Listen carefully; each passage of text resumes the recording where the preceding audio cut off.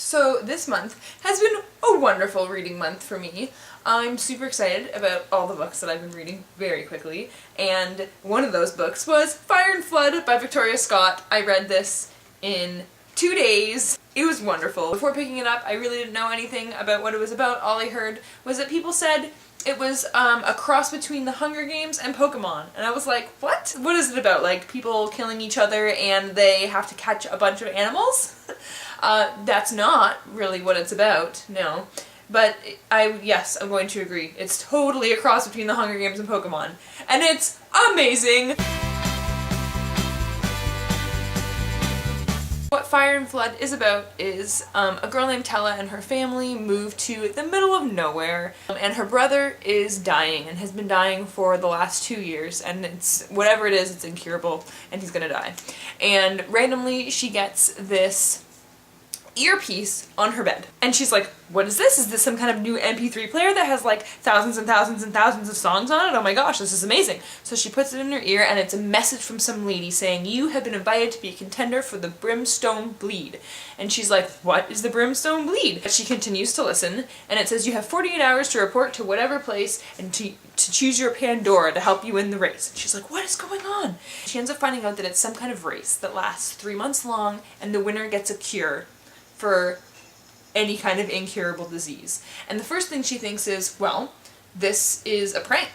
But the second thing she thinks is, what if I can save my brother? So she travels to wherever it is she has to be in the next 48 hours to pick her Pandora. Everyone is fighting to get one of these eggs, which is whatever is in it is supposed to help you win the race, and it turns out they're animals with powers. So that's pretty much all I'm going to tell you. The story just kind of takes off from there, and it's really, really good. It's really fast-paced, it's exciting, it's interesting. Towards the end, you start to get some information about the race and why they do it and what's happening and everything, and it's pretty interesting, and it's kind of cool the way everything starts to come together at the end. It's obviously like Pokemon because of the animals with powers, and it's like The Hunger Games because of it's like, you know, a survival game type thing where it's every man for themselves.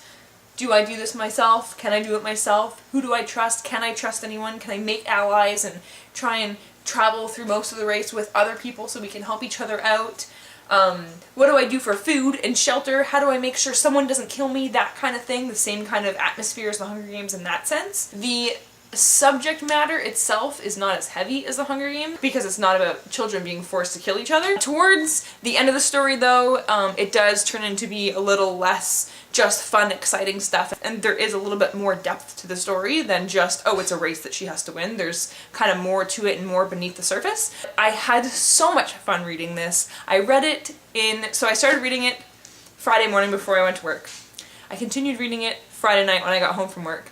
And then I didn't read it Saturday morning before work. And then I got home from work on Saturday and I finished reading it.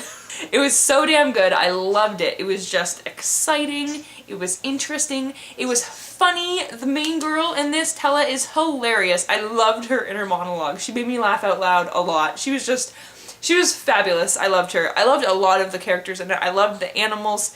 It was a good time. It was a good time.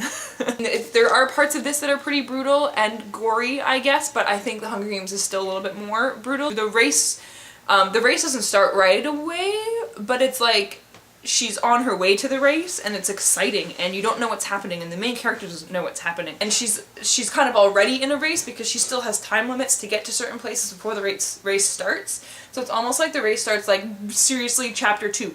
Chapter 2, it's like bam, bam, bam, everything going, and it's just, it was so good. I definitely want to read the second one. I want to read it quite soon. I adored it. I highly recommend it to people who just like things that are fun, fast-paced, exciting. So if you want something fun, this is what you need to read.